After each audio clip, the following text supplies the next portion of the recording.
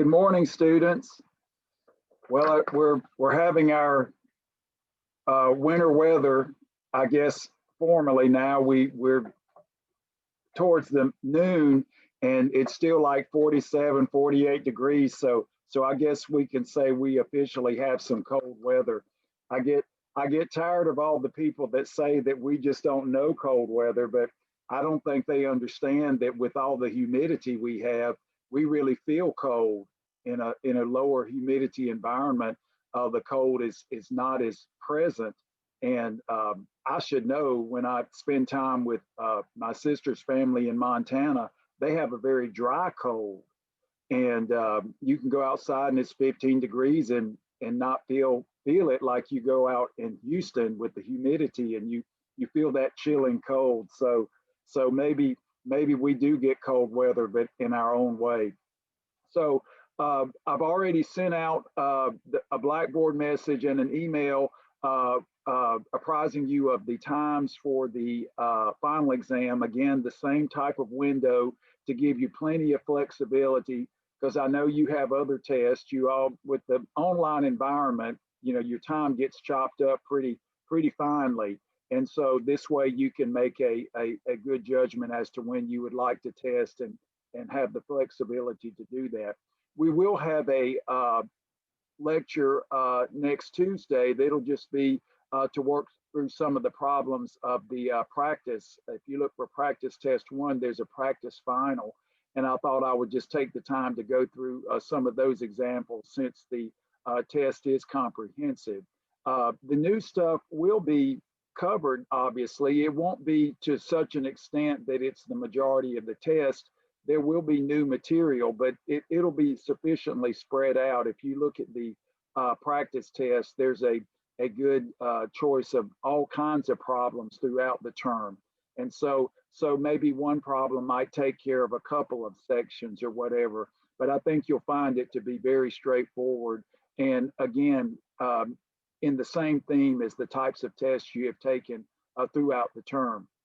But again, be very careful when you do your submissions, when you submit on WebAssign, and also when you submit on Blackboard. Those must be successful. And again, you know the routine, and I appreciate your abiding by that routine. That's very important. When we're in college, we need to make sure that we follow the rules and make sure that our work is legitimate and that our work has integrity. San Jacinto College is not a top 10 junior college in the nation for any other reason except for the academic standards. And we will maintain those. I believe in that. When we received our first award, I was on a committee to speak to the Colorado committee from the Aspen Foundation. And we all echoed the same ideas that we work hard for our students, but we expect our students to earn their work, earn their grades, and be successful individuals, may it be in STEM or any other career. So again, remember that a certificate or a degree from San Jacinto College does carry weight. Unfortunately, with this COVID environment, a lot of people are going to be getting back into education. And so you need to make a mark for yourself. Work hard, make sure that you have good work so that you can stand out. So when you look to move to the university or you look to apply for a job, that you will have credentials that you can be proud of.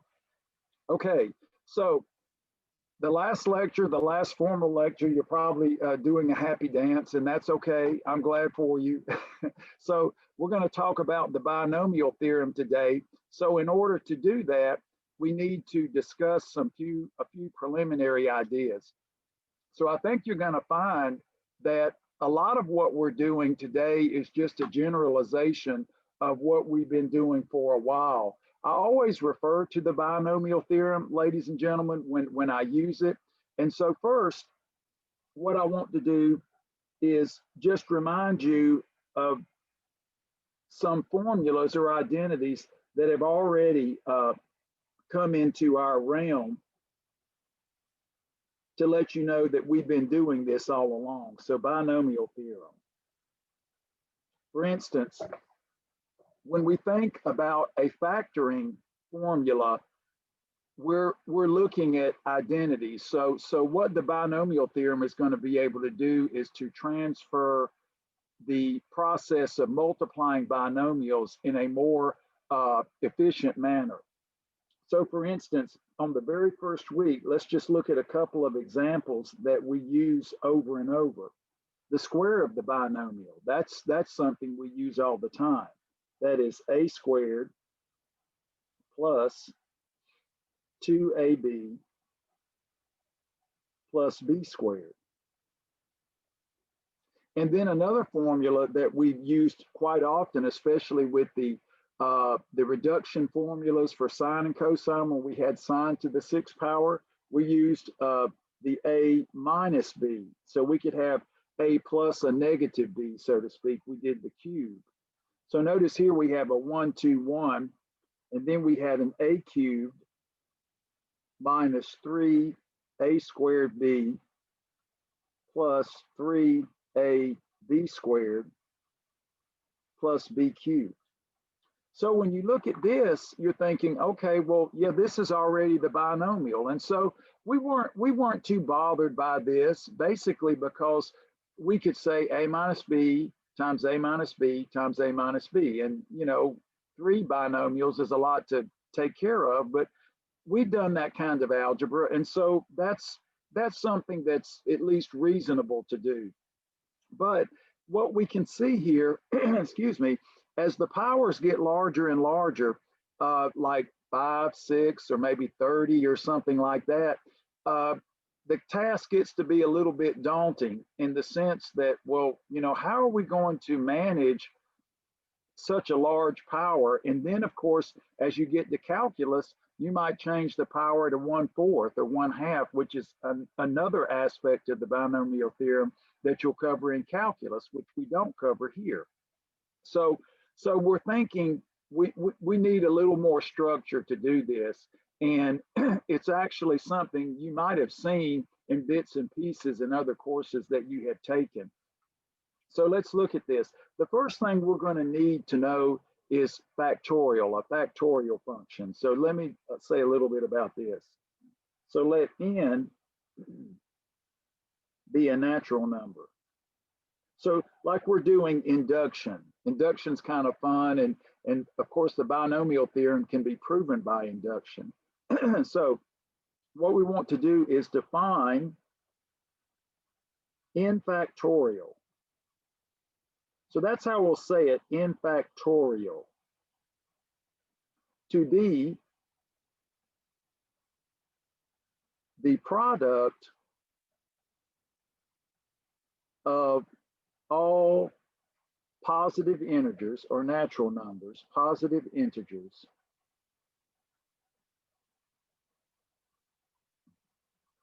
less than or equal to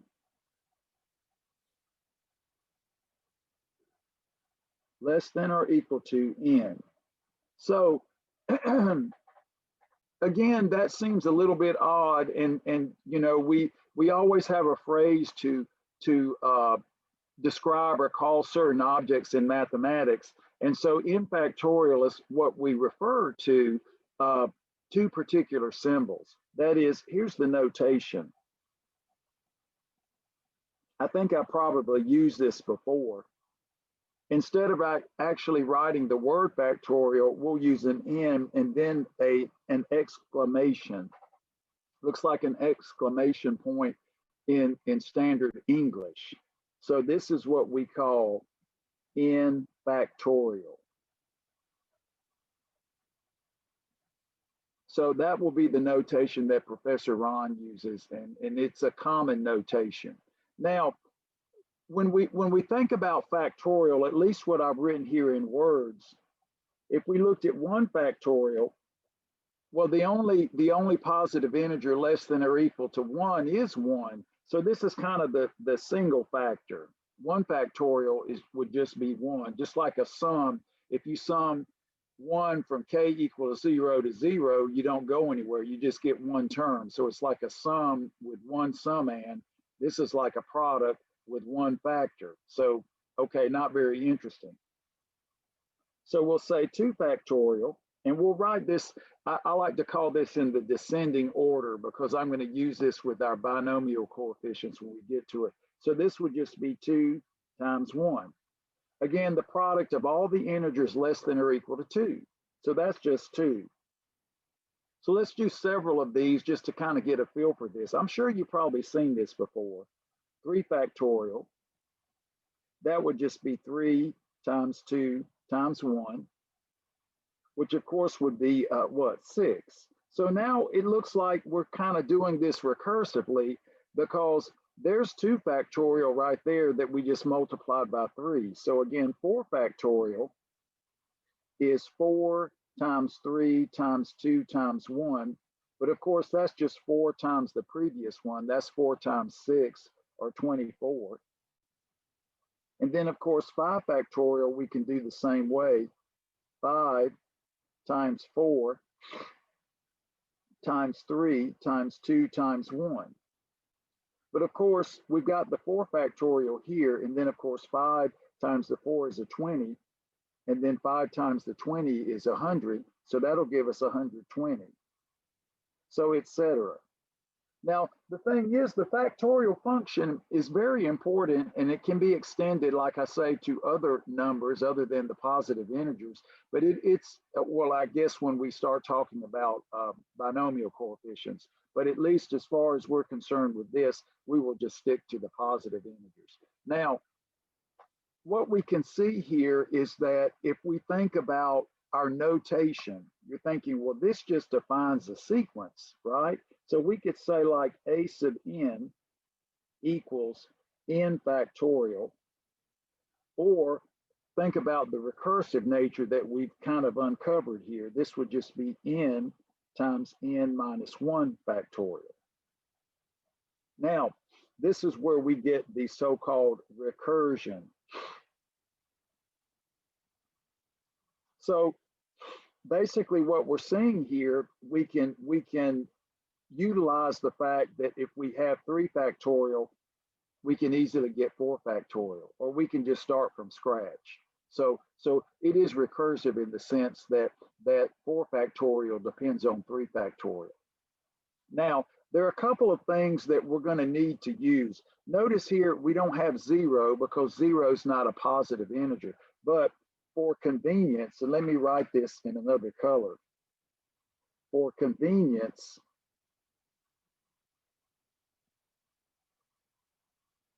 we want to define 0 factorial to be 1.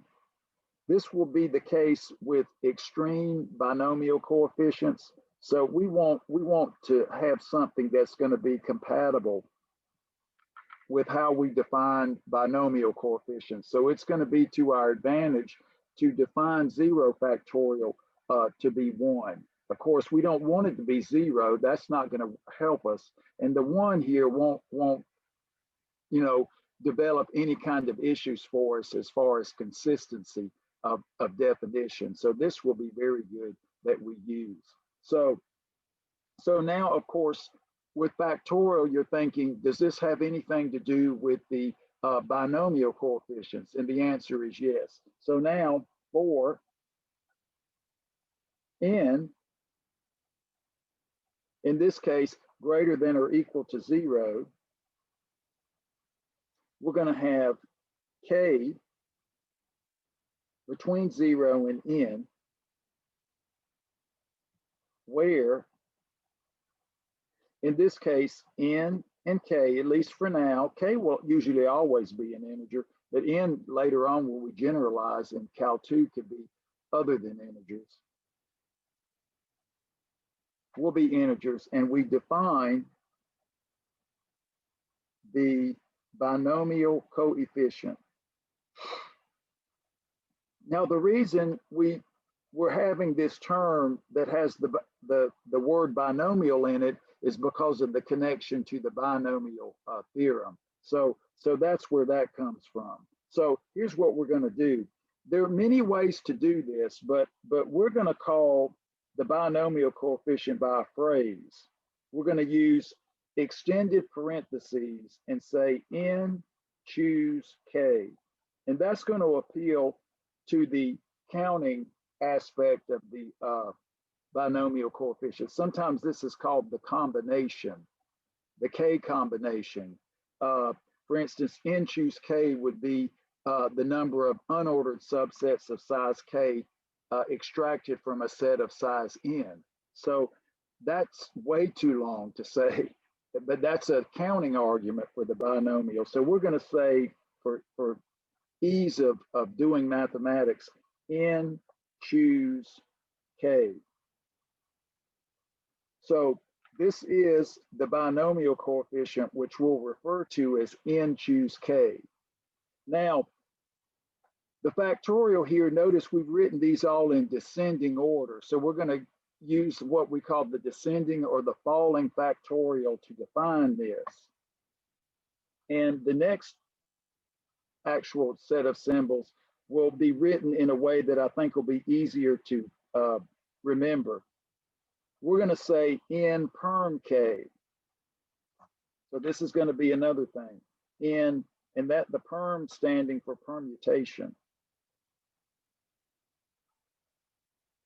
And that's going to be a falling factorial. And then downstairs, we're going to write K factorial.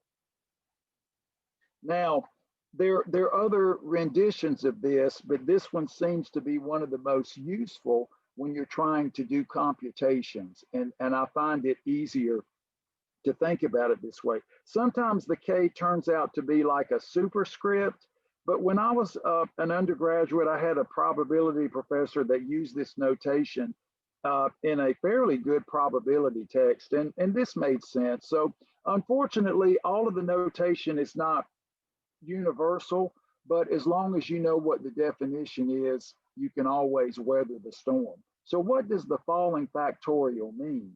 Well, here's why we use this notation.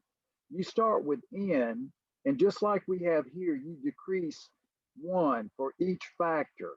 And basically this says after you type or write K factors, in this case, stop.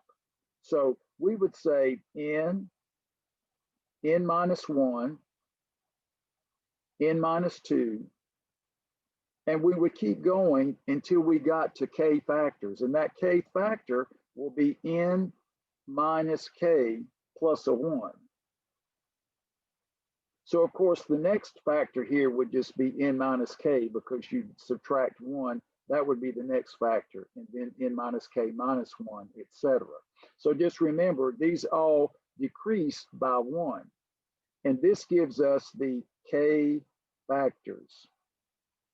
K factors.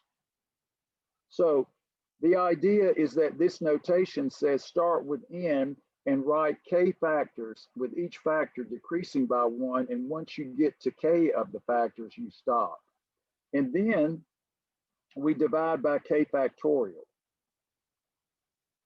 Now, the idea here is that this is easy to remember, and I want you to get used to the falling factorial definition for this. It'll be useful in this course and also in calculus and in other courses that you may take in your STEM education. Now, just to be helpful here, we've got some extreme cases. So this one is okay. Like if we did n choose n, notice that would be n perm n, so you get all the way down to 1, n factorial divided by n factorial. This would be 1, so that's an extreme case. N choose n is always 1. We see it, like 5 choose 5, that's 1. And now, for the other extreme case, we're going to have n choose 0. So you look at that and say, well, so is n perm 0 defined to be 1? Well, kinda. So we don't even have to talk about that. We're just going to define the n perm 0 to be 1, knowing that we have the 0 factorial downstairs as a 1. So this will be defined to be 1. These are the extreme cases. Extreme cases. It's like when we get to 1 to the 0 power, we define that to be 1. Basically because it has to be consistent with the other mathematics that we set forth. So definitions in mathematics are not put forth randomly. They're put forth to support the math that's already there. So this is like a gap in our understanding. It's like, okay, so if we can't really apply the theory here directly, let's make this definition so there's a nice transition so that the mathematics is consistent. So these are going to be our extreme cases in the binomial theorem. So we want to remember that anytime we have n choose n or n choose 0, those will just be 1. Now, let's just do a couple of examples. Let's just see, well, maybe, let's see how we can work with this definition. So we're going to do 5 choose 3 or 5 choose 2. We'll start out with that. And then I'll make some observations here that are going to help us out. So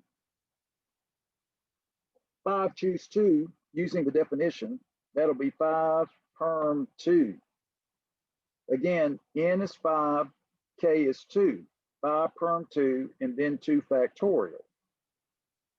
So now we have the falling factorial. So this will be 5 times 4 decreased by 1, but then we stop because that's 2 factors. So remember, we start with n and we keep typing, so to speak, until we have k factors. In this case, 2 factors, and then you stop. That's the falling factorial, divided by 2 times 1. But of course, now the 2 absorbs into the 4, and this gives us 5 times 2, which is a 10. So 5 choose 2 equals 10. Okay, not difficult. And really what's interesting about this is that these binomial coefficients, when you have n and k integers, as we have here, are always integers. You're never going to get a fraction in this case. That's something that we can prove using other types of combinatorial arguments. So there's all kinds of theory dealing with these strange little number theoretic devices, which some of you may have some interest in. Now let's try another one. Just see that you got the example down. Say 6 choose 3.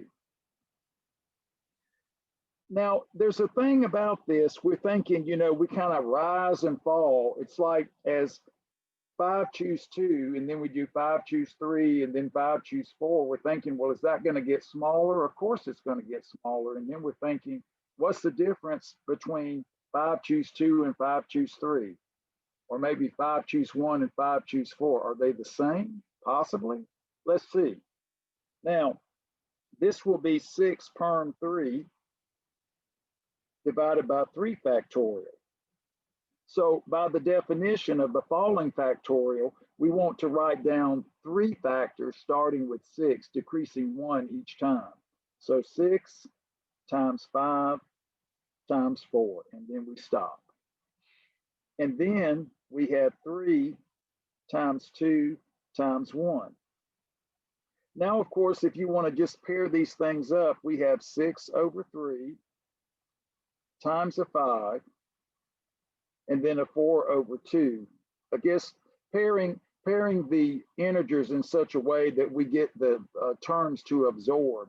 And so now we've got a 2 times a 5 times a 2. So that's just a 4 times a 5, which is a 20.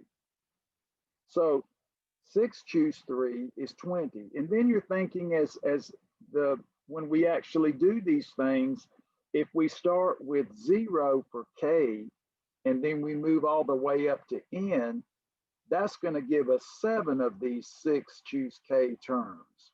That is the 6 choose 0 ascending to 6 choose 6. So that's going to be something that we see in the binomial theorem. It's kind of like when you square the binomial, how many terms do you get? Well, you get 2 plus 1, you get 3. When you cube the binomial, how many terms do you get? Well, you get 3 plus 1 or 4.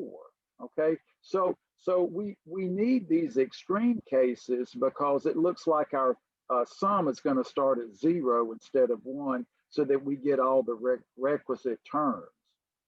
So not so bad, pretty interesting, right? Just always interesting to see how we can delve into some other ideas to basically give us some insight into what we're doing. That is, we're still doing the same thing. We're still doing the binomial theorem, but we're adding more structure so we don't maybe have to work so hard. Okay, so this is what we call Professor Ron saying two useful identities. I guess useful is a little bit redundant. You would think an identity would always be useful. Well, I'll just say useful for what we're going to do today. Just like the trig identities are usually quite useful. Well, but as we know, we keep a list of certain trig identities that we use all the time, okay? That doesn't mean that the ones that we prove in class are unimportant, it likes as exercises, but the ones that we focus on that are in the text proper, those are really important because they just come up over and over in our work in mathematics. So when I say useful here, useful to the discussion of the binomial coefficient. So one I've already alluded to, n choose k will actually equal n choose n minus k. Now we can prove that using the definition, and we will. And like I say, some of these will be simple proofs. We'll do some of the binomial theorem, practice with it a little bit, and then we'll do an induction proof as another example of mathematical induction that I think will be very useful for you. Again, we'll be working with sums. Now, if you think intuitively here as choosing a subset of size k that's unordered from a set of size n. For instance, if you pick k from the n, you leave n minus k behind. So intuitively, it sounds like if you pick a subset of size k, you automatically pick a subset of n minus k based on the ones you didn't pick. So what you left behind is a subset of size n minus k. So at least in terms of an intuitive counting argument, you would think these would actually be equal, and it turns out that they are. Now, and we'll show that just using the definition. So I guess you can say we did a little counting proof to verify that. Now, there's another example due to Pascal. Pascal, back in the olden days, we had the computer language Pascal. Now C and C++, those are the languages that everybody utilizes, because the computer languages evolve. And so this was based on an actual French mathematician. It's named for him, Blaise Pascal, who did lots of work in calculus and in probability. And so this particular identity bears his name. It looks like this. That is, n plus 1, choose k, this is recursive, will be equal to n, choose k minus 1, plus n, choose k. Now, again, we can verify this like we're going to do here, but this is actually going to generate a triangle of coefficients. And what's nice about that is that the coefficients will be exactly the ones that we use in the binomial theorem when n is a positive integer. So it's kind of miraculous that this one identity here generates a very useful tool for doing binomial expansions, as long as n is not too large. I mean, after about 7 or 8, you're like, oh, this triangle is getting kind of large. But again, this particular idea is something that he actually is attributed with or to. This particular result is attributed to him, I might say. And so we want to think of this as a means of taking some identity that will bring us to the next level. So now let's just kind of look at this and say, all right, well, let's work with this first, Professor Ron. Show us why this is the case. Well, let's look at a simple example. So we're thinking maybe we have something like 7 choose 6. And we're thinking, well, a falling factorial with 6 factors and then 6 factorial. Well, that's a lot of writing and lots of room for mistakes. So we're thinking we'll just use the identity and say 7 choose 1. 7 minus 6 is 1. So if we pick a subset of size 6, we really left behind a subset of size 1. But that's much easier to compute. This is just 7 perm 1 divided by 1 factorial. So that's just 7 over 1 or 7. So now we're thinking, yeah, I like this. N choose 1 will always be n for any n in this particular scenario, positive integer. So we would certainly have no problem doing this, but this is an easier computation. Let's try it again. So I'll just say easier computation.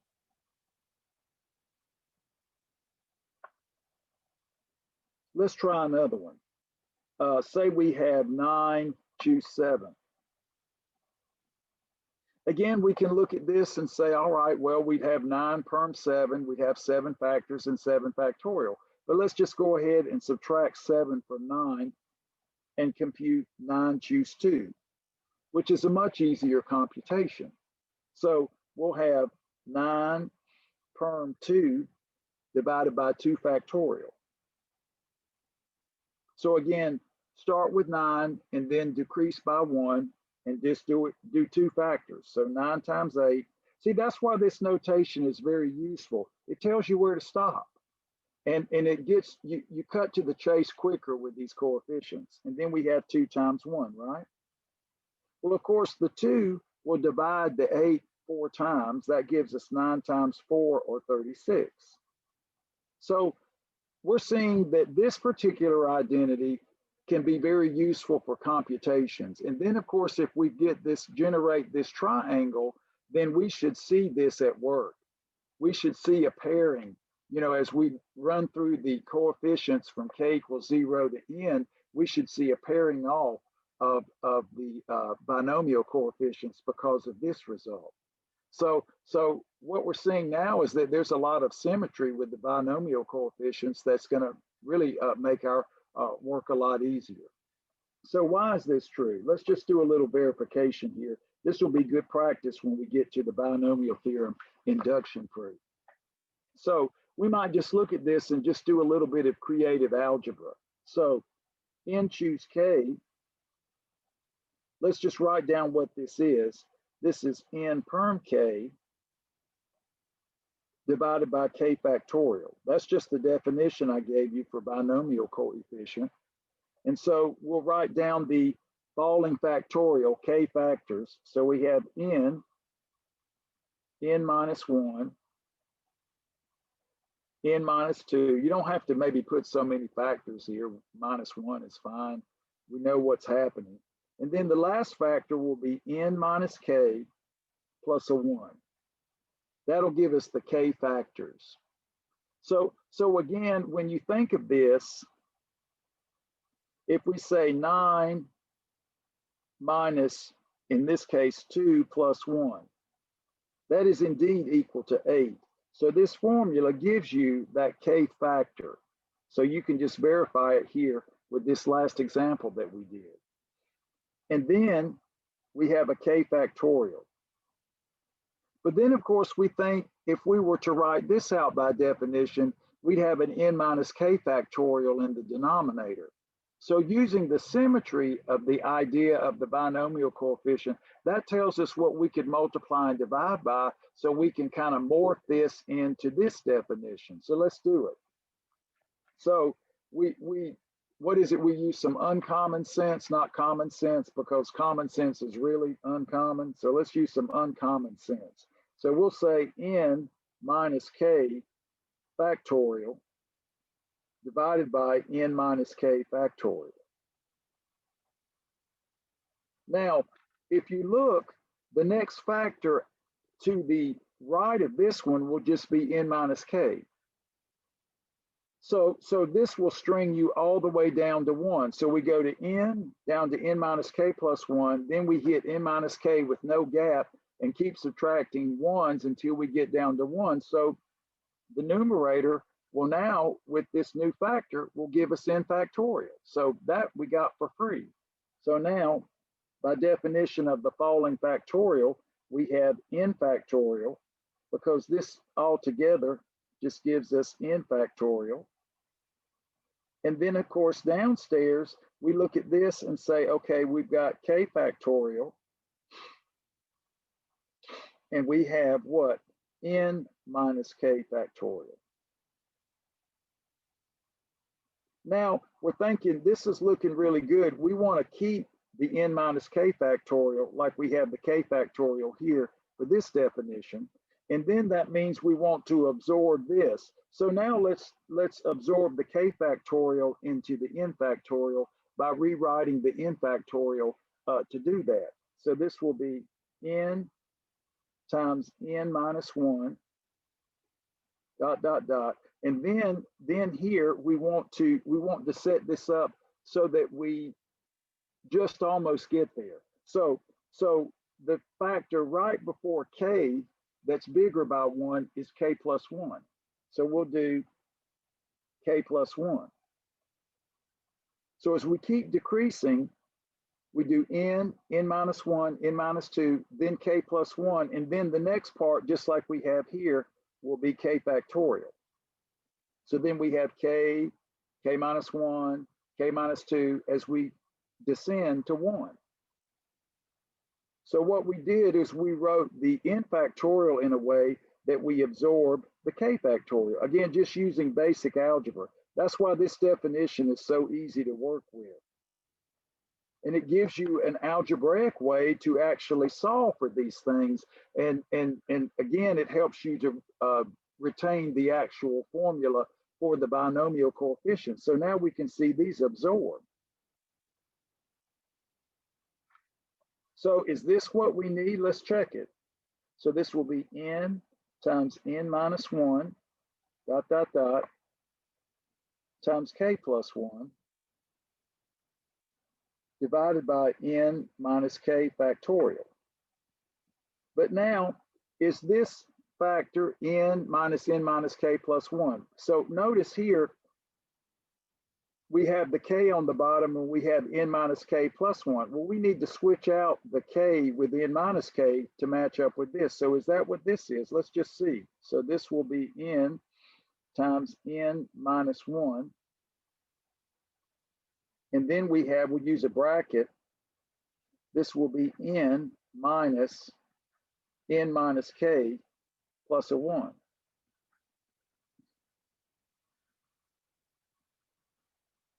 N minus k factorial.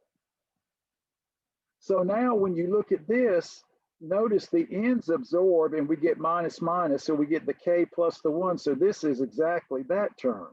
But now we see this matches the definition for n choose k that we have here, where k has been replaced with n minus k. So this by definition matching up the n minus k's here, n minus k's here, starting with n, this is just what? N perm n minus k divided by n minus k factorial. But what is that equal to? That's just n choose n minus k. So algebraically, we put extra steps in here, but algebraically, this is exactly what we expected it to be, because when we think about this in terms of counting, that's it. It couldn't be any other way. So whatever definition we have should support this. And we see that usually in analysis, pre-calculus, calculus, where we analyze real value functions and all kinds of objects having to do with functions, we utilize algebraic structure. And this is a very important technique that we find to be extremely useful, especially when we did trigonometry. So indeed, when we do this, we're not making it up. This is a verifiable identity. So we started with the left-hand side and we morphed it into the right-hand side, albeit a little bit more complicated. But the first time we started doing the sines and cosines, everybody's like, oh man, this is tough.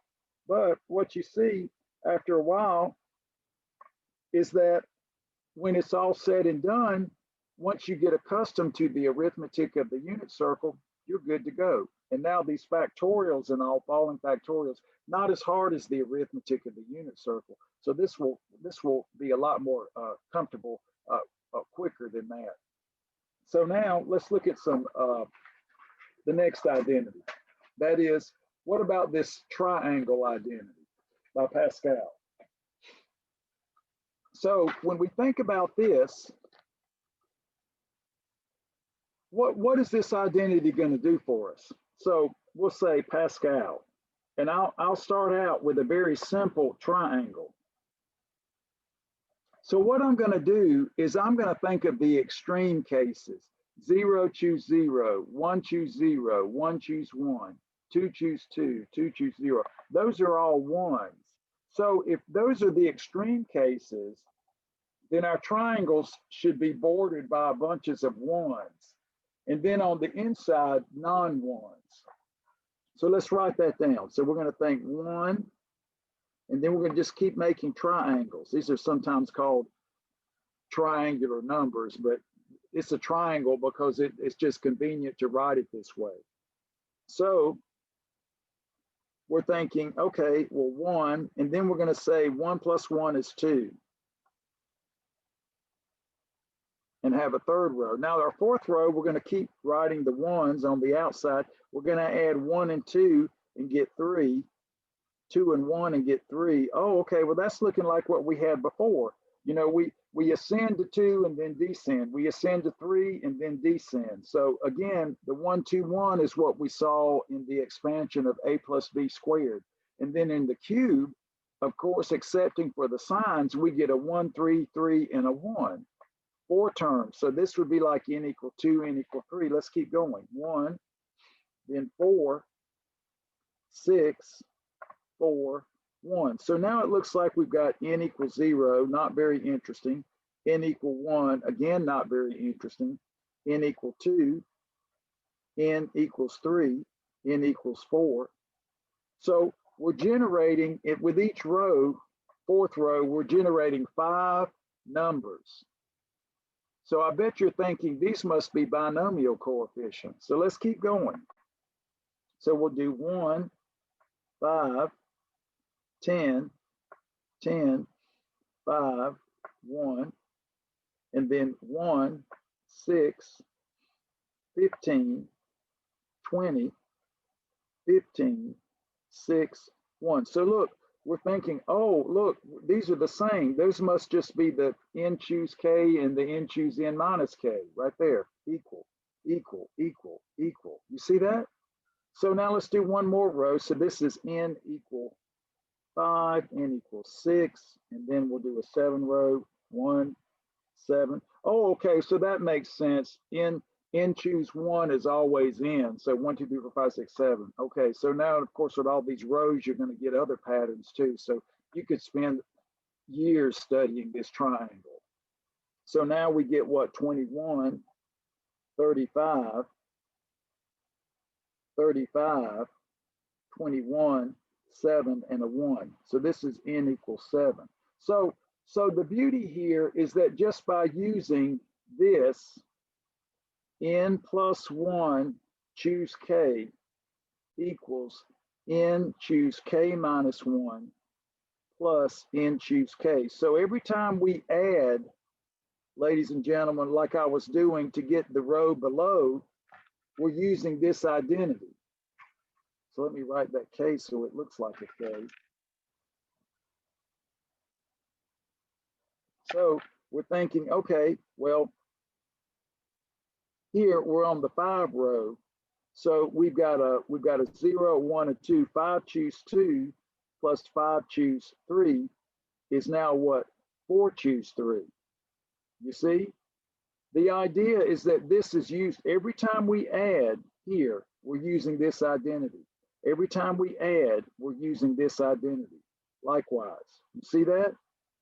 So when you show students how to generate the next row, they're like, well, I can add, that's no problem, that's easy to do. But this is what's going on, because if this is the case, we're seeing when we computed some binomial coefficients that we got some of these numbers here. So these are indeed coefficients. And if we're abiding by this, that's what they have to be. So now let's rewrite this with the coefficients. So we'll have 0, choose 0. 1, choose 0. 1, choose 1. 1, choose 0. 1, choose 1. 1, 1. 0, choose 0 by definition, 1. And then we have 2, choose 0. 2, choose 1. 2, choose 2.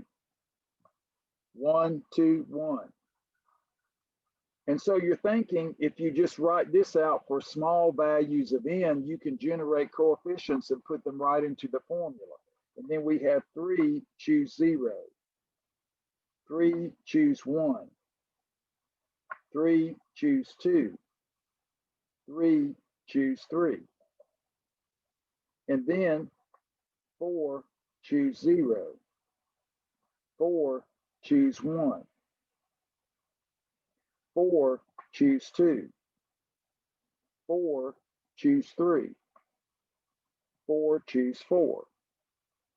Keep going. 5, choose 0. 5, choose 1. 5, choose 2. 5, choose 3. 5, choose 4. 5, choose 5. And we'll just go ahead and write 2 more rows so we get all the rows we have here. 6, choose 0. 6, choose 1. 6, choose 2. 6, choose 3. 6, choose 4. 6, choose 5. 6, choose 6. And the very last row, n equals 7, will be 7, choose 0. 7, choose 1. 7, choose 2. 7, choose 3. 7, choose 4. 7, choose 5. 7, choose 6. 7, choose 7. So what we're seeing here is that it appears that our binomial theorem will basically have to generate for every n 4 terms when n is a positive integer. So when n is 3, we get 4 terms. When n is 2, we get 3 terms. When n is 5, we get 6 terms, etc. So we're seeing that this Pascal's triangle, at least for values of n that aren't too large, we can get all of the terms. But with that said, maybe we don't always want all of the terms. So we would think of this as being able to expand, so to speak. But with the binomial theorem, it might allow us to select. That is, maybe with the binomial theorem, we could just single out a particular term. Or if we were asked to find the first term or the fourth term, we could do it without having to write all of the terms. So that's the power of a theorem that gives us some flexibility. So we don't feel like we have to start from scratch. But what I want to show you here is that when you're doing an expansion, just an expansion, and n's not too terribly large, then writing out this triangle is a quick time saver. And then you're thinking, well, you can add these things. You can add just coefficients. I mean, if you add this row, you've added all these coefficients here. So you can get creative with pluses and minuses and all kinds of things and create more formulas and all. So again, for those of you that are heading into computer engineering and computer science, you're going to spend a whole lot of time with these types of discrete topics. And they come up all the time. Some of you may take probability, statistics and things, and in a more advanced level where you need to know 3 semesters of calculus. So this will be something a lot of you will see again. Now, let's see how this all combines to give us a theorem and do a couple of examples. Let's just go ahead and write the binomial theorem. So binomial theorem. We really had to do a lot of work to set up for it, because once we set up for it, you know how to use it. And that's why we've been working with sums. That's why we've been working with sequences. We've been working with indices, changing indices. breaking up sums and doing all of this work to prepare for this. And so now when I write the theorem, you can be like, I get it. It makes sense. So now we're going to say for a formal statement, we're going to let A and B be real numbers for now. We're going to just use lowercase. Dr. Stewart uses that. And we're going to let n be a natural number. So like I said before, in calculus, you will be more flexible with the n. But for right now, we're just going to stick to the natural numbers. So then, as we see here, a plus b to the n. It's actually going to be written as a partial sum. So again, when we do induction, we're not going to switch to k because we're going to have a k as the index. That's what Dr. Stewart uses. So k equals 0 to n. That's going to give us the n plus 1 terms. Then we're going to have n choose k, and then a to the n minus k, b to the k. So basically, what we're going to see here is that on the extreme cases, we get an a to the n and we get a b to the n. Those are the ones on either side where the triangles both have ones as their entries.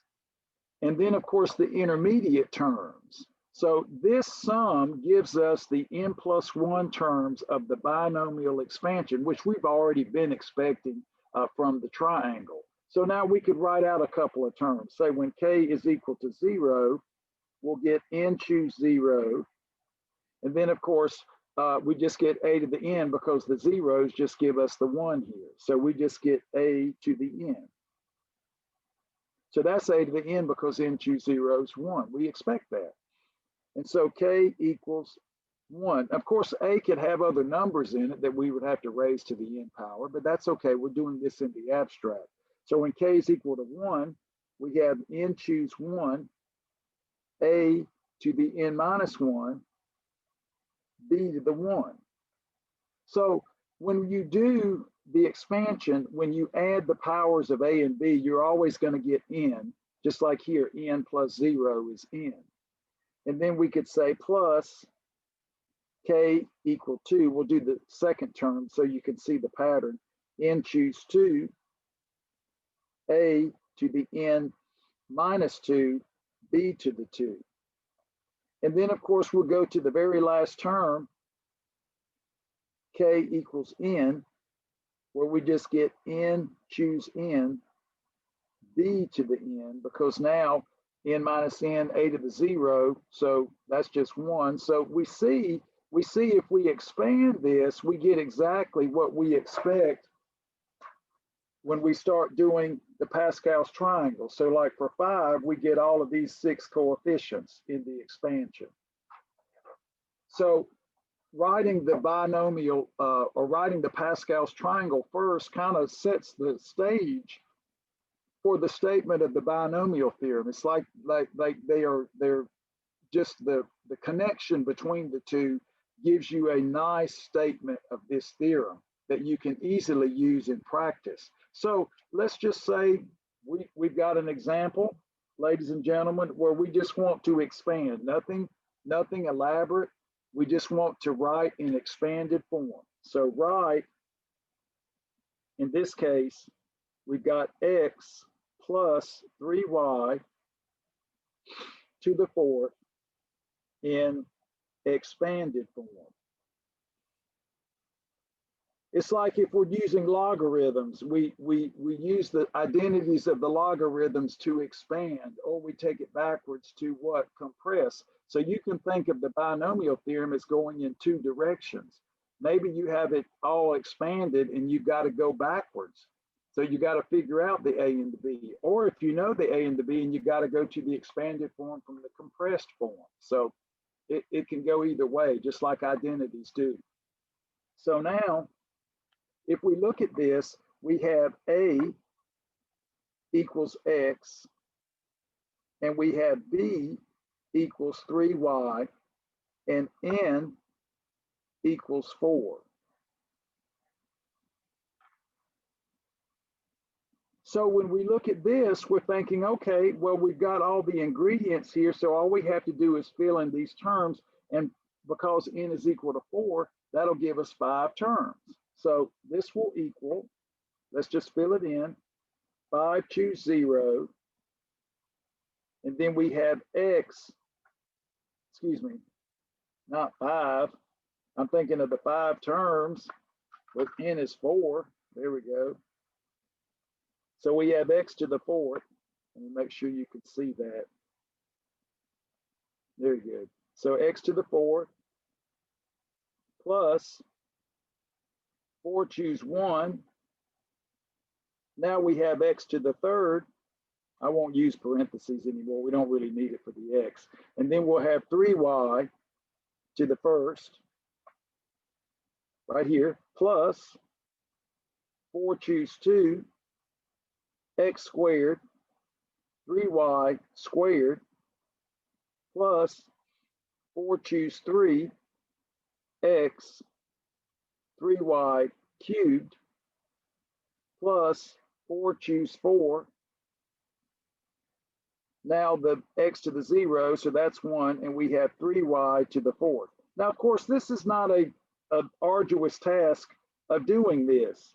The n is fairly small, and we don't have to work very hard. So you don't even have to worry about computing these coefficients, because if you like, let's just do a little sidebar calculation before we write this down. Let's just do 1, 1, 1, 1, 2, 1, 1, 3, 3, 1, and then 1, 4, 6, 4, 1. There are our coefficients right there for n equal 4. So let's fill them in. So 4, choose 0, 1. So we have 1 times x to the 4th. 4, choose 1 is 4. 4 times x cubed times 3y.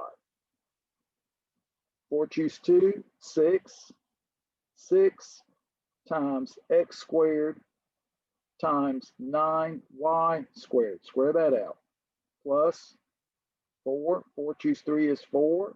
X times, well, 3 squared, 27y cubed. And then lastly, just the 1 plus, and of course, our friend, 3 to the 4th power is 81, y to the 4th. So now you're thinking, okay, no big deal. It's only 5 terms. It's if I wrote them all out and I needed to pick one, no big deal. It wasn't an excessive amount of work. So we have x to the 4th plus 12 x cubed y plus, of course, 6 times 9 will be 54. 54 x squared y squared. And then we have a 4 times a 7, that's an 8 with a 2, 108 x y cubed. And then lastly, 81 y to the 4th. So again, with the lower powers, you could do x plus 3 times x plus 3y times x plus 3y, get that, and then square it thinking multinomial, or you could just keep doing the binomial and collect all the terms. But even with n equal 4, this is much more efficient. Otherwise, you've got all of these terms, easy to drop a sign, easy to drop a factor or something. This collects everything. Amazing. This collects all the terms. We have 1 x to the 4th term. We have 81 y to the 4th, only because of the nature of the b. We basically have 1 b to the 4th. We have 1 a to the 4th. So the idea here is this gives us the number that each power pattern occurs, but we're going to have extra numbers hanging out, especially if they're tied to the A and the B. So this collects all of the terms for us right here. Every row does, but we may have additional factors due to the nature of A and B. So again, much better than what we were doing. This is a big improvement.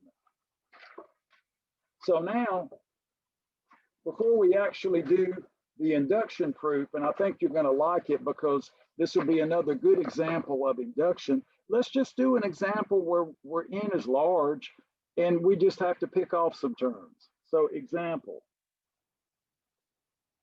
compute, and you'll use the binomial theorem in calculus. Even in Cal 1, you use it before you get to the Newton theorem. So there'll be many uses for the binomial. Compute the first 4 terms of, in this case, x to the 1/2 plus 1 to the 20th. Now this is really good because I don't want to compute all 21 terms of this expansion. That's ridiculous. Maybe we don't even need it. The idea is if we need the first 4 terms, we can just pick off the values of k that give us that. Now, of course, remember the way we've set up our convention, we need to adhere to that. Of course, if you used another book or you used another setting where the powers were flipped around, the terms would look different. So again, we are adhering to the convention of the way Dr. Stewart has set up the theorem, just like with the conic sections, even though that's actually quite universal. And what he's done here is very universal.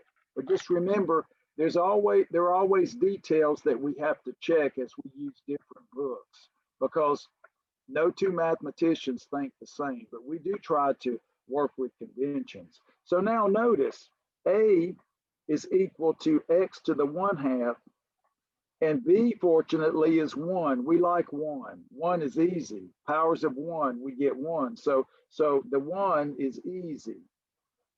We enjoy that. So now let's just write them down. So for the first term with our convention, we have k equals 0. So this is the first term. So this will be what? We've got, well, let's write this down, n equals 20. So we have 20, choose 0. And then we have x to the 1/2 to the 20. And of course, 1, don't worry about the ones, we're just going to get 1. So 20, choose 0. We don't need Pascal's triangle, that's too much. We're not going to write down 20 rows, we'll just compute these. So we got 1 times 20 times 1/2 is x to the 10th, so we just get x to the 10th for the first term. That's not a surprise. We could look at it and see that that's going to happen. And we know what the last term is. It's going to be 1, right? But we don't need that one. So k equals 1 for the second term. So remember, we just go to the index to knock off the terms that we need. So we get 20, choose 1 using the binomial theorem. And then we get x to the 1/2, then we subtract 1, remember, that gives us a 19. Again, just using the binomial theorem, remember the powers of a decrease by 1 each time, like the falling factorial. So what's 20 choose 1? Well, n choose 1 is always n, so this is 20, x to the 19 over 2. Look how simple this is and how much more efficient it is. Can you imagine having to do all of this, write it out by hand, and then I'm not even sure what I have. So this is really a time saver, k equal 2 for the third term.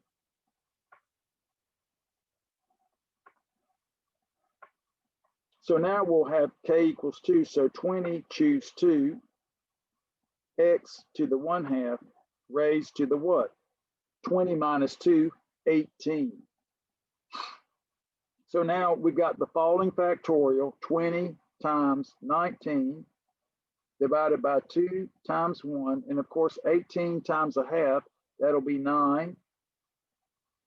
And then of course, we can absorb the 2 into the 20. That'll give us 10 times 19, x to the 9th. And of course, 10 times 19 is 190, and we're good to go. So there's our third term, and let's get the fourth term, k equals 3.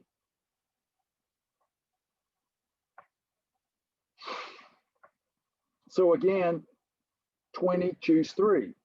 So that the phrase n choose k is really useful when you're thinking about these. You think, in your mind's eye, 20 choose 3. and then x to the 1/2. Now we have 20 minus 3, which is 17. Now, of course, like I say, we're not going to generate all of the terms, the 20th row in Pascal's triangle. We have better things to do, so we'll just do it this way. And so this will be a falling factorial, 20 times 19 times 18. And now we'll have 3 times 2 times 1 for 3 factorial, x to the 17 over 2. Now let's go ahead and pair these up so they're the terms absorb. So we have 20 over 2. 19 is a prime number, and we certainly don't have a 19 downstairs. And then we have what? 18 over 3. X to the 17 over 2. So this gives us 10 times 19 times 6, x to the 17 over 2. And if you will, let's just go ahead and multiply the 60. So we get 60, or 10 times 60 gets 60. 60 times 19, x to the 17 over 2. And so if we multiply it, that's going to give us a 54 and a 5. So 1, 1, and add a 0, x 17 over 2 power. So now we see that when the n is large, the binomial theorem will allow us to select terms. And don't be put out by first term, second term. Just think the way we've set it up. The first term will always be k equals 0. The last term will always be k equal n. So there will be n plus 1 terms always. So remember, n plus 1 terms in complete expansion.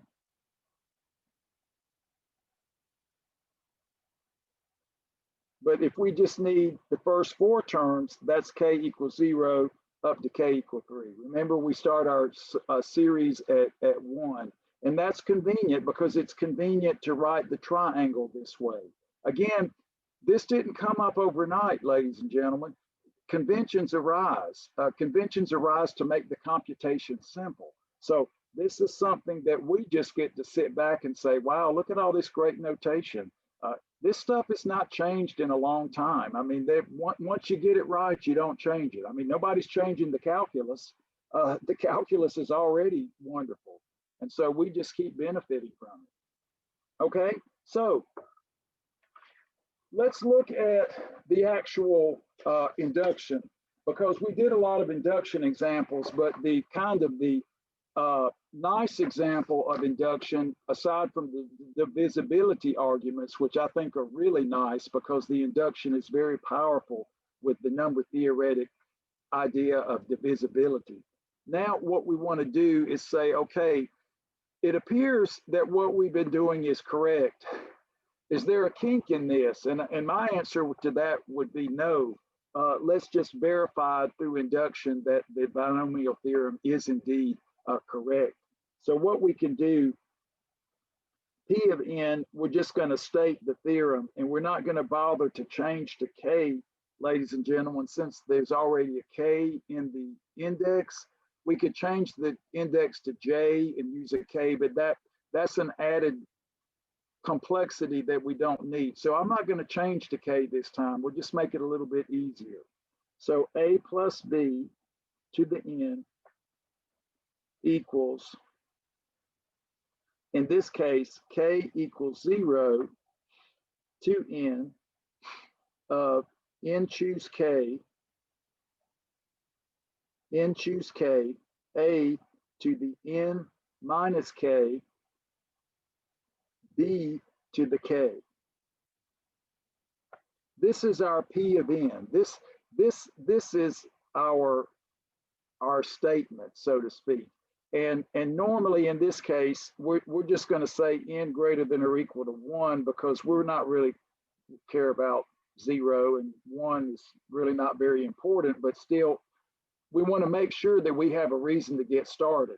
So this will be our logical statement about natural numbers. And so basically what we want to show is that the set for which all of natural numbers for which this is true is actually the set of natural numbers. That is, in our mind's eye, we want to show that S equals N. Remember, S is the subset of the natural numbers for which this is true. And so we want to do the induction steps to verify that it's true for all natural numbers, like we did when we verified the induction principle based on the well-ordering principle. So first, we're going to say, okay, N equals 1. And I guess you already know that we're going to have to use Pascal's identity to combine things in the induction step. And that's why I went over it. That way, when we use it, it'll be nice and clear that that's what we're doing. So let's replace N with 1. A plus B to the 1. Well, that's not too hard. It's just A plus B. It's just the lone factor, right? The lone factor is like 1 factorial. That just equals A plus B. And then we have a question mark. Would this actually equal? I'll tell you, you can't connect the curvy part with the dot. It doesn't look like a question mark. There we go. That looks a little bit better. Is this equal to the sum when we replace N with 1? So let's do it. 1, choose K, A to the 1 minus K, B to the K. We've got a question mark here, but we think it's true. We believe in the binomial theorem. So when K equals 0, sorry, we have 1 choose 0, so A to the 1. And of course, B to the 0 is 0, so we don't write anything. And then we have K equals 1, 1 choose 1. So of course, 1 minus 1, A to the 0, that's 1, and we get B to the 1. So this is the K equals 0 term and the K equal 1 term, which is what we've already been accustomed to. But now, of course, 1 choose 0 is 1 and 1 choose 1 is 0, so we just get A plus B. So that's what we expected. That is, equivalently, P of 1 is true. P of 1 true. So now we have a reason to move forward. Remember, when you do the binomial theorem or do an induction proof, you start with N equal 1. And then you say, okay, let's just assume it's true for some natural number and see if by knowing that or by assuming that, that gives us the validity for the next natural number. So what we'll do, instead of having to change to K, we'll just leave it like it is and go N plus 1. So we will assume or suppose for N element of the natural numbers that P of N is true. So here it is. We're not going to write it again. We don't have to. It's right up here. This is true. That's our induction hypothesis. Induction hypothesis.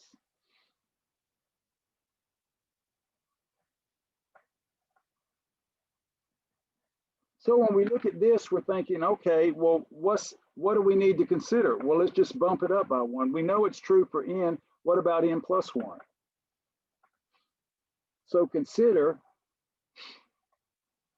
A plus B to the N plus 1.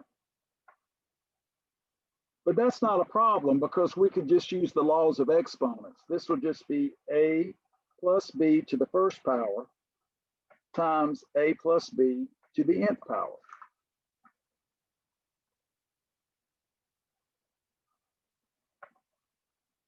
But now A plus B to the nth power is the induction. That's how we get the sum tied into all of this.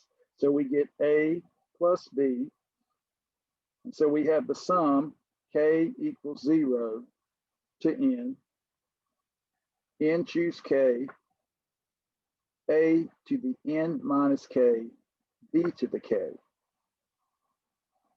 So when you look at this, you're like, okay, well, this is what you taught us the first day we did partial sums and the properties of the sums. You can multiply and create 2 sums. So multiply this by A and multiply this by B and use the laws of exponents, which is what we've been doing for the last week and a half. So now we have the sum K equals 0 to n choose k, and so we'll have a to the n plus 1. So we're going to add 1 to this because we have an additional copy of a, b to the k, plus, now we have k equals 0 to n choose k. Now we're going to tack on an additional copy of b, a n minus k, b to the k plus 1. So now you're thinking, if this is like what we did with the geometric, remember with the geometric, we changed the indices so we could add the terms, and then it turned out that they were all equal and opposite and they all went away, except for the two extreme terms. Well, that's not going to happen here, but we will be able to add them. We don't want them to go away, because if they did, we know something's wrong. So here's what we're going to do that. Notice, we have a 0 term here, which is a to the n plus 1. And we have an n term here, which is b to the n plus 1. Let's push those away and re-index. So the k equals 0 term will be a to the n plus 1. This is k equals 0. So now we'll start this sum at 1, since the 0 term is right over here to the left. So just using a little bit of algebra, because we want to be able to use Pascal's identity. So we're just court reporters right here. So now take off the k equals 0 term, and we have a to the n plus 1. So remember, with 0, n choose 0, a to the n, b to the 0, that just gives us a to the n plus 1. Now over here, we want to take off the n term, the b to the n plus 1. So this will be k equals 0 to n minus 1, n choose k, a to the n minus k, b to the k plus 1, and then the lone term b to the n plus 1. Okay, this allows us to see these in a new light, so to speak. So here, I think I shifted that a little bit. Let me turn this. There we go. That looks a little better. Shift this up some. So now when we look at this, we're thinking, okay, what we want to be able to do is put these two together, but we don't have the k minus 1 here. We need the k minus 1 to use the Pascal's identity. So we just use smoke and mirrors, which is kind of what we do in math anyway. One student one time said, well, why did you do that? I said, well, it gets us to the finish line. And that's true. It's like, well, why do you factor? Well, it gets you to the solution, right? So that's why we do math. We have to come up with creative ways to put things together. So here, when you look at this, we're going to say k is replaced with k minus 1. That's going to be the replacement. And of course, we're going to make this k smaller, so we have to make this k bigger, so it will align with the one here. So let's do it. So we have a n plus 1 plus k equals 1 to n choose k, a to the n plus 1 minus k, b to the k. And now, of course, if we make this smaller, remember we have to do the opposite here, make this bigger to compensate, because we don't want to change it. We just want to rewrite it. We don't want to leave out any terms. So we'll start with 1 and then end with n minus 1 plus 1, which is n. So we get what? N choose k minus 1. And now we have a, and if we replace k with k minus 1, we got a minus minus 1. So that's going to give us an n plus 1 minus k, which is what we need. And then, of course, if we replace k with k minus 1, the minus 1 absorbs the 1, and we get the k. And so now these two terms coincide. The indices coincide. So without this change of index here, we can't move forward. So now, of course, remember our lone term over here. We don't want to forget our b to the n plus 1. Now, notice we have the n choose k minus 1 and the n choose k, and that's Pascal's identity. So let's write it. So plus, so we have the sum k equals 1 to n, and we'll use brackets. I'll write this term first since I wrote it that way when I initially talked about it. K choose 1. That's the order that we use when we add the elements in the triangle. N choose k. A to the n plus 1 minus k, b to the k, plus b to the n plus 1. So what we're seeing is that in order to really understand the binomial theorem, we've got to understand some of the basic identities, and definitely the Pascal's identity, because that generates the coefficients. So in your mind's eye, you're like, this definitely has to be something we do. But now we're home free. This is what? N plus 1 choose k. So that's giving us the n plus 1 that we need. Remember, what we're trying to do is replace n with n plus 1. That's the key step with the binomial part 2, or the induction step part 2. So now we have a to the n, plus 1, plus k equals 1 to n plus 1 choose k, a n plus 1 minus k, b to the k, plus b to the n plus 1. Now we're done.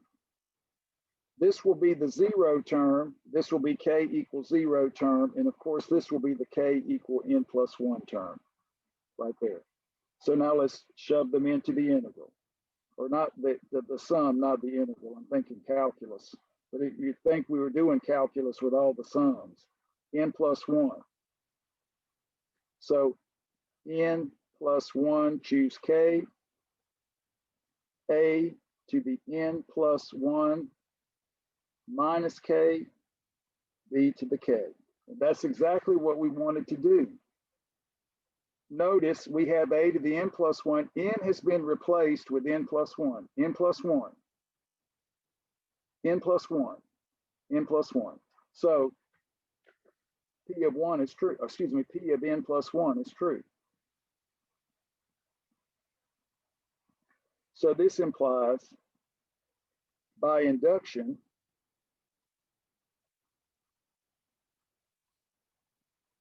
P of n true for all natural numbers. So the idea here is same that we did last class. When we did some of the arguments, they took about this much space, maybe not as much as this, but they took some space, especially the divisibility ones. And then, of course, when we verified them different ways. And now you're thinking, Professor Ron, could we do this by counting argument? And the answer is yes. Just like we were thinking about picking a subset of size k leaves behind a subset of size n minus k, you can also set this up that way. But what I find at this point in time, sometimes those arguments don't give you the push you need algebraically. As you get older and you get into your junior and senior year at the university, you should maybe take a course in number theory or combinatorics so that you can, utilize these aspects of your interest in mathematics.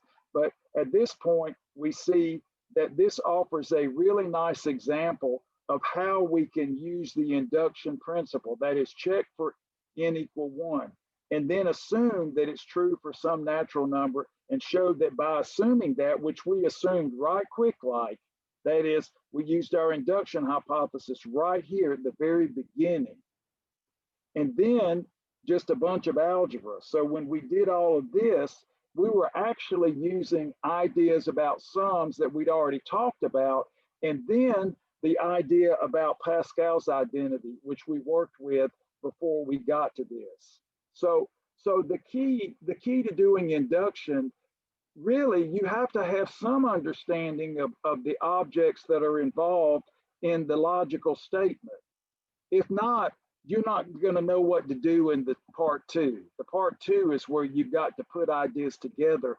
And so people might say that, oh, well, you didn't come up with this, you didn't write this down. Well, maybe you figured this out by trial and error. And then you're trying to say, okay, with induction, we can verify it. So induction has a really, really good purpose in mathematics. Again, you may find yourself coming up with theorems and lemmas about natural numbers, which you can verify using induction. So it's a very powerful technique and a very useful technique to developing your understanding about abstraction in mathematics. Okay, good. So now we can breathe a sigh of relief that this is just not a bunch of hoo-ha. That is exactly true. It's always sad to be thinking, well, I don't know if this is right. So if you're basing a research paper on something you haven't proven, you may want to make sure you prove it before you present it, because people are so unkind these days. They won't give you, that they should be saluting you for making the effort, but this day and time, it's just not very kind. So always check your hypotheses and prove things before you present, just to keep sanity, as they say. So now let's look at some more examples with this theorem that we now know is true. So let's go back to the Webassign, our favorite pastime, right? Webassign. So we want to factor. Now, what do we, when you see a problem that says factor, it probably means you have a sum of terms that you want to write in a way that is in product form. That is, when you factor a trinomial by Professor Ron's lemma, you write it as a product of two binomials. Okay, here we go again, binomials. And so why does that help? Well, that helps you to solve equations. So you're thinking, can we take the binomial theorem from the expanded form backwards? And the answer is yes. So look at this. X minus 9 to the fifth. So of course, we're thinking the fifth row of Pascal's triangle, plus 5, x minus 9 to the fourth, plus 10, x minus 9 to the third, plus, let's see, so we've got another one, 10, x minus 9 squared, plus 5, x minus 9 to the first power, plus 1. And we'll just call this S6 because it has 6 terms, just to give it a name so we don't have to write it down again. Okay, now when we look at this and we think Pascal's triangle, that looks like row 5.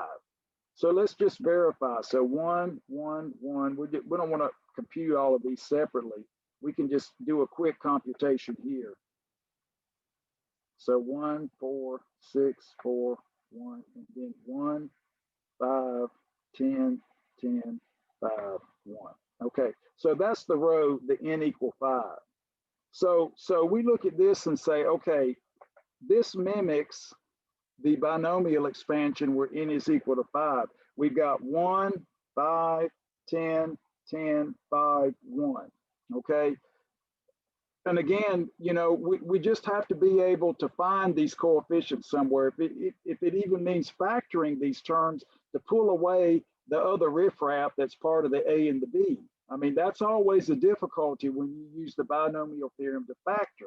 So now you're thinking, well, life is good to us. So if we look here, we know what term this is. This is what? A to the fifth, 5, choose 0. So when we look at this, we're thinking, okay, well, yeah, that looks right. And what's this term? Well, this is 5, choose 5, b to the fifth equals 1. Now, Webassign's good to you. They give you the odd powers so that you don't have to use the square root property and consort with the pluses and minuses and all. So we make this doable and actually correct. So now, of course, 5 choose 1 is just 1. So we have a to the fifth equals x minus 9 to the fifth. And so if we just take the fifth root looking for real solutions, we get a equals x minus 9.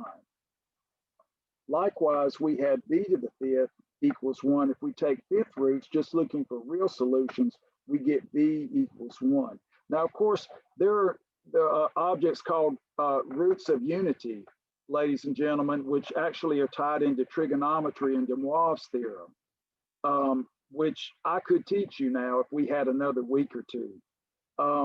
There are 5 zeros here. The only real one is that one.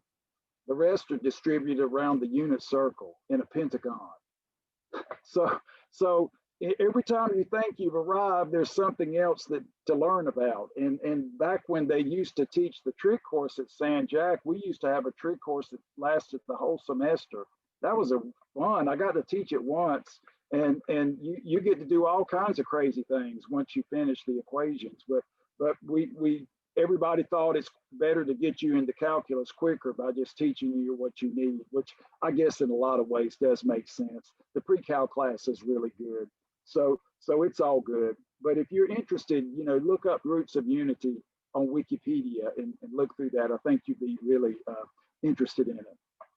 So now when you look at this, you're thinking, okay, well, I've got my A and my B and I've got the N. So S6, so using binomial theorem,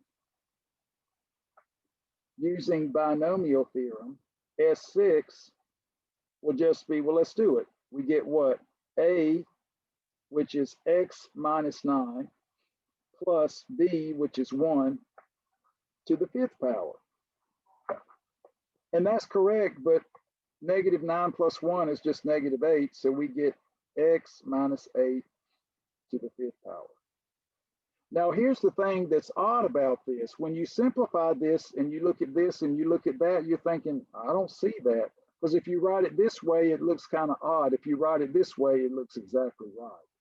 So here, you're raising a to powers and you're raising 1 to powers. And so when you write it this way, you get this directly. And then when you simplify, you get this. And then your friends say, oh, well, you're a magician. How did you come up with that? Well, then you confess and say, well, I used the binomial theorem. So what we can see, ladies and gentlemen, is that taking this backwards using the binomial theorem is also very powerful. So if you're looking for real solutions, you just have 8 with a multiplicity of 5. Talk about crazy. I mean, that would be kind of unkind to put that on the test unless you knew the binomial theorem. I mean, you're like, what do I need? What do I do? I'm not sure. Rational zeros theorem? And you're thinking, well, this is not expanded. What do I do? You have to use the binomial theorem. Otherwise, what are you going to do? Expand all of these? I don't think so. It's amazing that when you think about mathematics, in order to move forward, you have to learn new structures. And that's what we've been doing all term. We just take things up to the next level. So that's an interesting problem. Maybe not as dry as most of them. Okay, now let's just do a computation. That is, let's see how much you remember from the very first part of the lecture. So look at this. So we want to compute this product. We have 9 choose 2 times 9 choose 7. Now, I'll just say compute. So if you looked at this and said compute, it's like, oh, well, I can do this, Professor Ron. This is just a binomial coefficient. I can use the following factorial and use that definition and knock it out, no problem. And that would be fine, because if you're on a test, okay, I'll do this, work it out, click, click, click, submit it, good to go, write it up, scan your work, send it to Professor Ron for success, okay? That's what you do. But you might be thinking, I did notice one thing, Professor Ron, that is 9 choose 2 really equals 9 choose 7. Because 9 minus 2 is 7. That's the first identity you shared with us. And so you're thinking, okay, maybe I can shorten my work and just say this is just 9 choose 2 times itself. So using this identity here, this computation is just 9 choose 2 quantity squared. Now that's not a earth-shattering observation, but it will cut down on the work.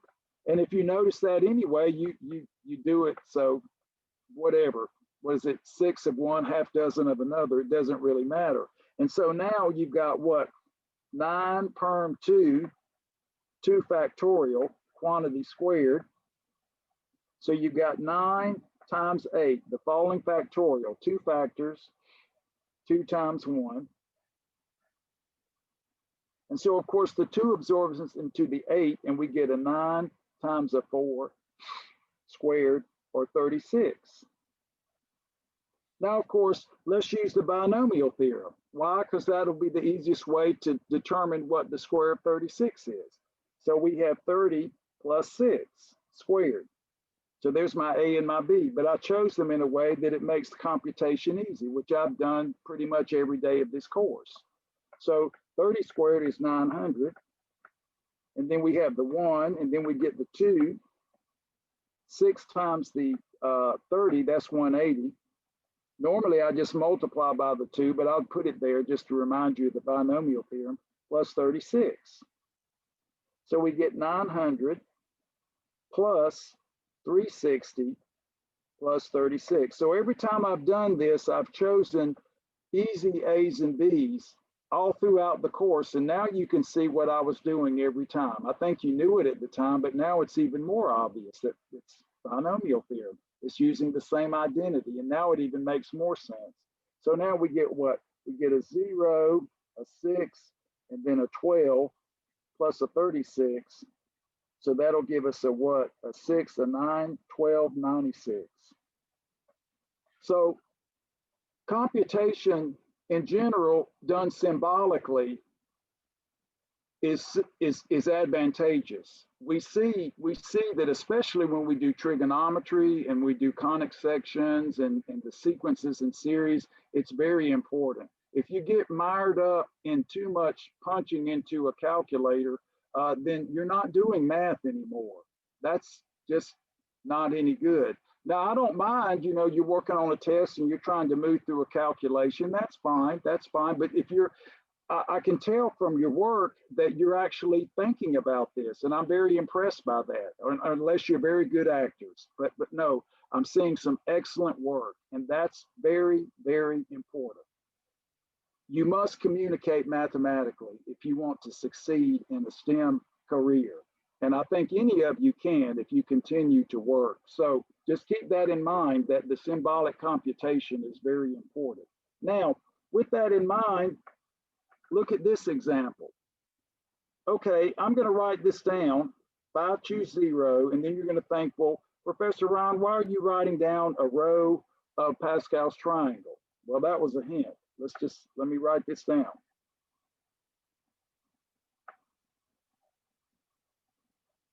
I'll choose 4.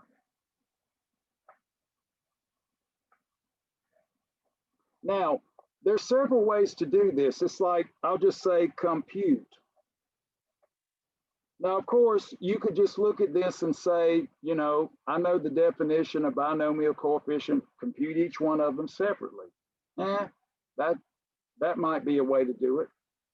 Or you could say, wait a minute. This is an alternating sum. You can look at it like we did the last problem, figuring out an A and a B. It looks like both the A is 1 and the B is -1. So you think the answer is 0. So maybe you didn't see that. But you can say, wait a minute. I've got the first identity. 5 choose 0 minus 5 choose 5. Negative 5 choose 1 plus 5 choose 4. Plus 5 choose 2 minus 5 choose 3. Maybe you looked at it that way because you're like, Professor Ron, these are equal and opposites. 0, 0, 0. Because we know, so here's another way of looking at it. We know that n choose k equals n, choose n minus k. So if I just subtract one from the other, that's a 0. So equal and opposite, equal and opposite, equal and opposite. So 0 plus 0 plus 0 equals 0. So lots of times you're going to see problems where you've got sums of binomial coefficients.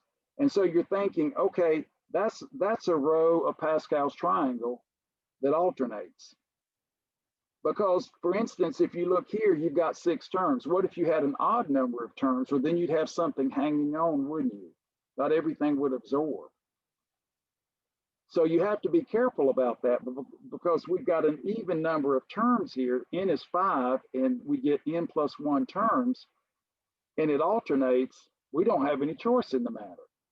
But then, of course, you could also say A equals 1 and B equals negative 1. And of course, that would give it to you also, because A minus B, A plus B to the 5th would just be 0 to the 5th or 0. So you've got several ways to look at this.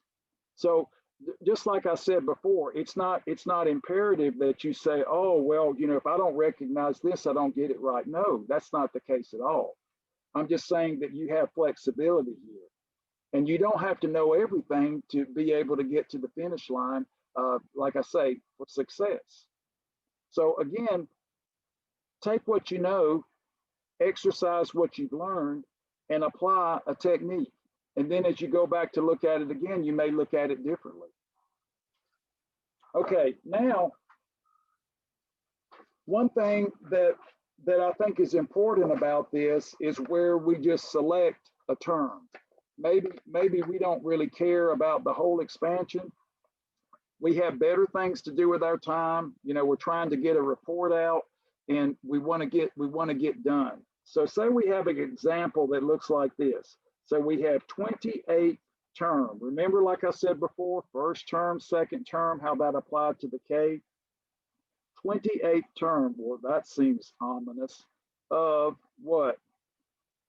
A plus B. Well, how sad. That's just in the general notation. That's not even challenging, right?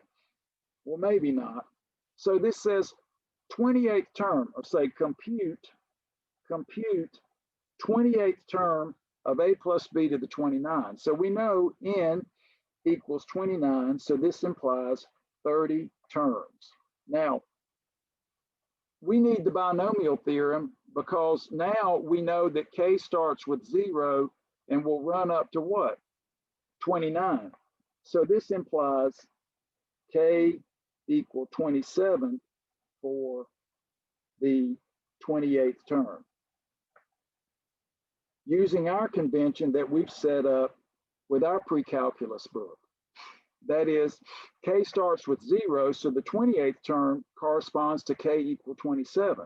So now just recall A plus B to the 29 equals, let's write it out, K equals 0 to 29, 29 choose K, A to the 29 minus K, B to the K.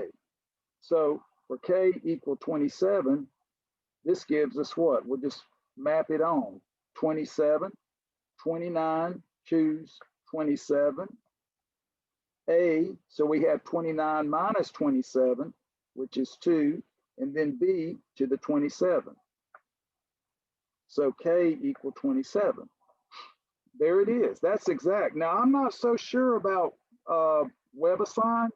I don't know if they have a binomial coefficient symbol in your math palette. You know, as the math palette comes out, you can do subscripts, you can do sums, trig, fractions and stuff. I don't know if they have one of these, but if they did, you could get away with it. But I think they want you to actually compute it. Look for it, but I'm not sure if there is one. There could be. But let's just say we didn't find it. So let's go ahead and compute this and say, whoa, that's not fun. So we're going to subtract 27 from 29 to get 2. So this will be 29, choose 2, A squared, B to the 27. That's when you certainly want to say that's too much work. Let's go for the easier one. because again, they increase, then they fall off in a symmetric pattern. It's like a hill, ascend, descend. So we've got what, 29 perm 2 divided by 2 factorial, a squared, b to the 27. So 29 times 28, stop, 2 factors, divided by 2 times 1, a squared, b to the 27. So now, of course, the 2 will absorb into the 28 to give us a 14. And of course, we'll write the 29 as 30 minus 1 because we're lazy, times 14, a squared, b to the 27. So now that's going to be what, 10 times 30, that's a 300. And then let's see, a 4 times a 30, that's plus a what, 120. And then a 14 times a negative 1 is a negative 14. That's easier to work with symbolically. So that'll be what, 420 minus 14, a squared, b to the 27. And then of course, 14 from 20 is 6. So that gives us 406, a squared, b to the 27. Have a student in another pre-cal class. He says, Professor Ron, I'm doing symbolic calculation. I said, how did you do this problem? Because I put him on the spot. How did you do this problem? He says, I did a symbolic calculation. I said, good for you. That's what I wanted to hear. He says, I looked through my quizzes. I looked through my tests. I've gotten better. I said, you know, that's imperative. Why? He wants to be a computer scientist. I said, you'll make it, but you have to think logically. You've got to write code. You've got to think number theoretically.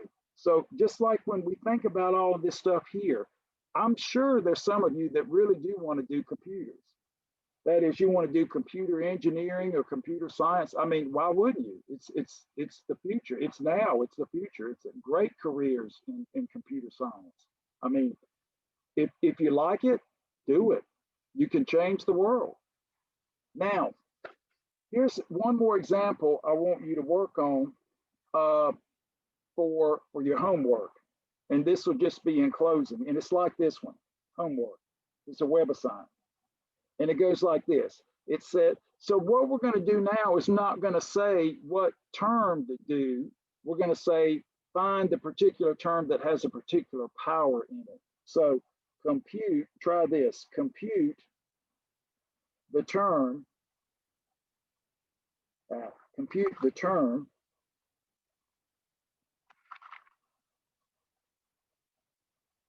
compute the term containing b to the 12th. Again, this is in the abstract, b to the 12th of a plus b squared to the 14. So that's a square. Now it looks kind of bad. It looks more like a z squared. So again, you don't, like here, you do the 28th term, you get in, you get out. Here, you say, okay, you write down the theorem, like we had here, write down the theorem, and then take the generating term and figure out what k needs to be for this power to be what? 12. So again, you don't have to write every term of the expansion to solve this problem. Just like here, we need the 28th term. We write down the theorem and then say, okay, well, if k is 27, we just substitute. Here, you do it a little bit backwards. You look at the general term and say, what does the power of b need to be so that it equals 12? Solve for k, and then you've got the k that you need to substitute to complete the problem. So you don't have to memorize formulas for this. You simply use the power of the theorem to tell you what to do, and use the convention that we've set up. Remember, we start with k equals 0, and we start with a to the n, and we decrease, and we start with b to the 0 and increase. That's the convention, just like what we've done with the conic section, just like we've done with trigonometry. Again, STEM is replete with convention so that we can what? Communicate with each other. Okay, so just remember the new stuff gets gets a coverage on the final, but it's not crazy coverage. You'll have, several questions, just like you'll have plenty of questions on the other stuff, but it'll be nice and smoothly spread out. Of course, I want to give you some different kinds of questions with the new material, but I'm going to give you several questions from the old. So don't think it's going to be like one-sided. I'm not doing that to you, but the questions I ask you will be questions that are broad in the sense that they will test many ideas having to do with that particular concept. So make sure that you know the new stuff, spend time on the new stuff, and then go back to the quizzes, go back to the old test, and review as you need. And then what we'll do next Tuesday, I'll do some of the practice problems that I have on that practice test that you'll find on Blackboard. We'll work through some of that and just kind of get your feet wet with reviewing some of the old material and then looking at some of the new. So I think once you get through this new material, which isn't so bad, you see the induction and the binomial theorem are very much related. I don't think you're going to have a lot of problem with that. And so again, go ahead now and kind of map out your last week. You got that nice window of time for this final. And so map out the time that you have for your other test. Go ahead and set that aside and then start studying. Now, I know you have other classes to worry about, but don't spread things out in a way so that you're doing, things consistently. Don't study math when you're exhausted. Study something that doesn't require 110% of your brain. Maybe you're not taking anything that easy. I don't know. But just go ahead and do the planning for that.